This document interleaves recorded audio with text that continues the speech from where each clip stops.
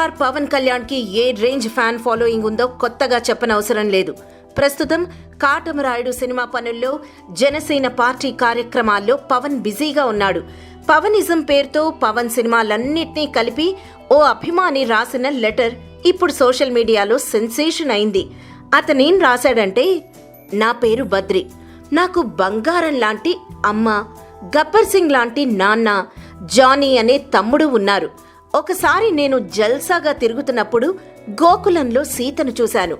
గోకులంలో తాను, అన్నవరంలో నేను. అక్కడ అమ్మాయి, ఇక్కడ అబ్బాయిలా మిగిలిపోయాం. తర్వాత నా ఫ్రెండ్ బాలు, నేను మా అత్తారింటికి దారేది అని వెతికి కనిపెట్టాం. నా తొలి ప్రేమకు సుస్వాగతం పలుకుతారనుకుంటే పులి లాంటి వాళ్ల నాన్న నాపై పంజా విసిరాడు. గుడుంబా శంకర్లా మిగిలిపోతాననుకున్నాను. కానీ ఆ గోపాల దయ వల్ల కెమెరామెన్ గంగతో రాంబాబు ఆధ్వర్యంలో నా పెళ్లి తీన్మార్ డప్పులతో సర్దార్ గబ్బర్ సింగ్ జరిపించాడు. నా పెళ్లి తర్వాత మేం చాలా ఖుషీగా ఉన్నాం. త్వరలో మీ ముందుకు కాటమరాయుడు లాంటి కొడుకుని తీసుకొనొస్తామంటూ అద్భుతంగా రాశాడు పవన్ ఫ్యాన్ సురేందర్.